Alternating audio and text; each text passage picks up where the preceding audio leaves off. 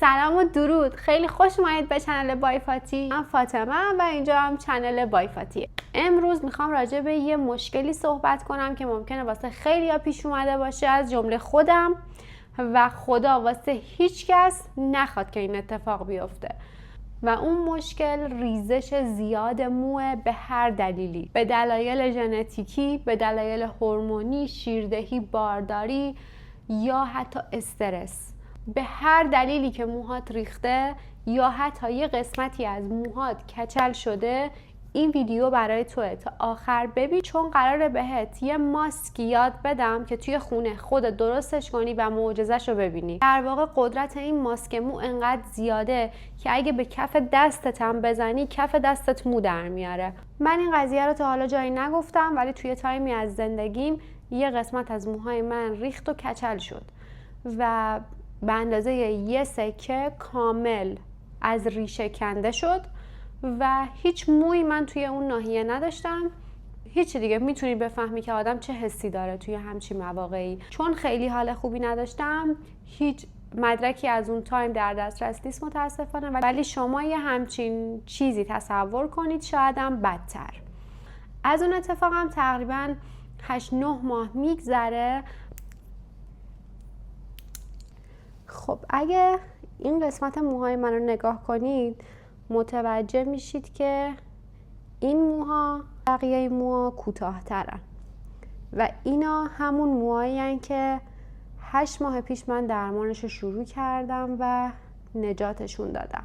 ولی این قسمت موهای من مثل بقیه جاها بلنده و هیچ موی کوتاهی نداره.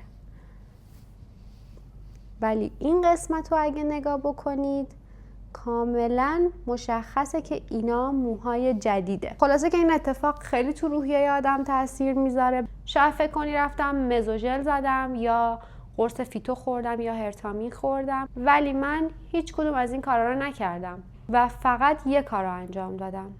یه ماسک خونگی درست کردم و به مدت 2 ماه تقریبا هفته‌ای 3 بار استفاده میکردم. اگه وسط ویدیو یه سری صداها شنیدید، صدای ایشونه که نمیذاره من کارمو بکنم. تنها کاری که کردم این بود که تشریفمو بردم عطاری، بذر شنبلیله خریدم، یه قاشق شنبلیله رو نیم کوب کردم، یه مقداری آب جوشوندم، یه ذره که آب ولرم شد ریختم روی بذر شنبلیله و گذاشتم 8 ساعت بمونه. مایعی که غلیظ شده بود و تقریبا ژلاتینی شده بود و از صافی رد کردم. هفته‌ای 2 بار به ریشه موهام میزدم، ماساژ میدادم و میذاشتم 2 ساعت بمونه و میرفتم با آب ولرم و شامپو میشستم. از هفته دوم به بعدی که استفاده کردم متوجه شدم که ریشه موهام در اومده و موهام مجددا داره رشد میکنه و ریزش موهام هم کامل قطع شد و موهای جدید من همونطوری که بهتون نشون دادم دوباره رشد کرد و بلند شد. با اولین باری که این ماسک رو استفاده میکنی، تاثیرش رو توی ریزش موهات میبینی و هر بار که استفاده میکنی ریزش موهات قطع میشه.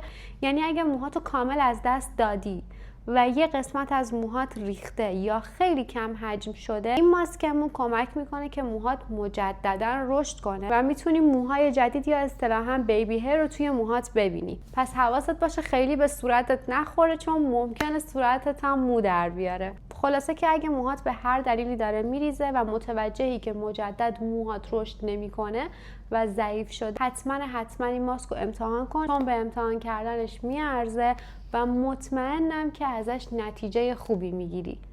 امیدوارم که تونسته باشم یه کوچولو هم که شده بهت کمک کنم که اگر مشکل ریزش مو داری مشکلتو حل کنی. اگر این قسمت از ویدیو رو دوست داشتی، یادت نره که سابسکرایب کنی، لایک و کامنت هم فراموش نکن، چون قراره کلی ویدیو خوب دیگه برات بذارم. همین دیگه.